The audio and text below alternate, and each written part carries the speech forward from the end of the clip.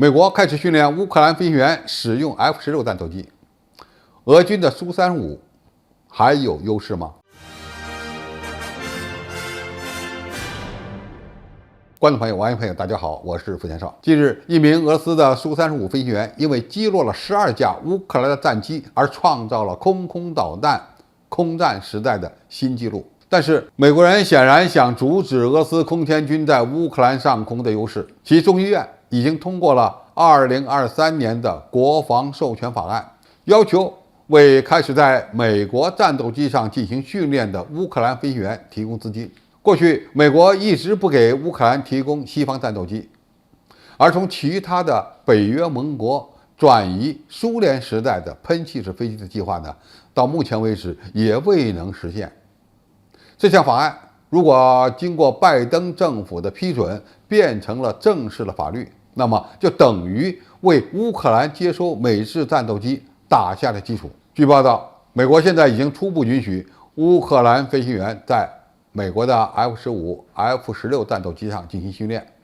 甚至呢，他们想帮助乌军在地面防空系统的支持下获得决定性的优势。在此之前，2名乌克兰的米格29飞行员描述了他们在驾驶冷战时代的设备对抗俄罗斯战斗机时所面临的挑战。真实的情况基本上就是一边倒的屠杀。米格29根本就不是俄罗斯空天军苏30、苏35战斗机的对手。乌克兰空军司令部的首席发言人尤里·伊格纳特上校称，飞行员换装新战斗机可能需要大约6个月的时间，其中大部分与战术和新武器的使用有关。他相信，只要有12架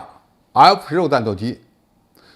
乌克兰空军就可以在俄乌冲突中扭转战场态势。他此前曾表示，其飞行员可以在2到3周内接受训练操作 F-15或 F-16。战术和武器训练呢，可能只需要几个星期就行了。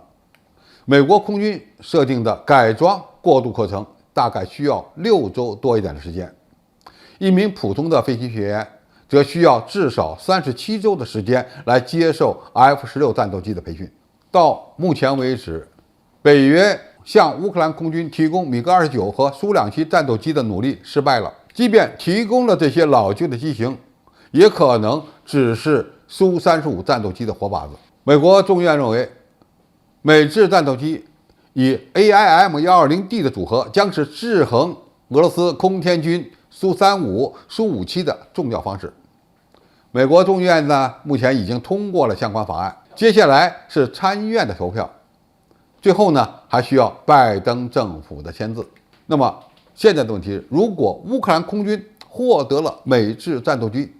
俄罗斯空天军是否就会失去原本就不牢靠的制空权呢？这恐怕会有一定的影响。我们现在还不知道美国计划向乌克兰提供的 F-16战斗机是哪种改进型，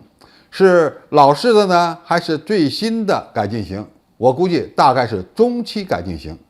既不会是最老的，也不会是最新式的，但起码这些 F-16战斗机还是能够一战的。但是面对俄罗斯空天军的苏35这款主力战斗机，美国的 F-16能有优势吗？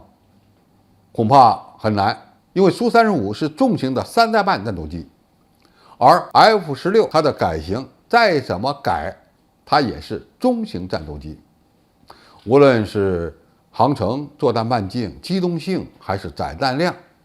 和苏35呢相比都有一定的差距。但是 F-16战斗机它也有一个优势，那就是它所挂载的 AIM-120D 这款中距空导弹射程要超过俄罗斯空天军目前的主力空导弹R77。R77目前的最大射程大概是80公里，而 AIM-120D 的射程据说超过120公里，甚至呢接近150公里，这可就要比 R77强得多了。当然，和导弹配合的还有机载雷达。改进型的 F-16如果配装的还是原来的脉冲多普雷达，它对空中目标的探测距离大概也就在120-130公里这个范围之内。那么如果换装了有源相对雷达呢，探测距离就有可能提升因此就能够为它挂载比较先进的 AIM-120D 了。但是探测距离和导弹的射程之间的差距并不是那么很大，因此它刚刚截获到敌方目标，就需要迅速的做出决策，对空中的目标发起攻击或者是拦截。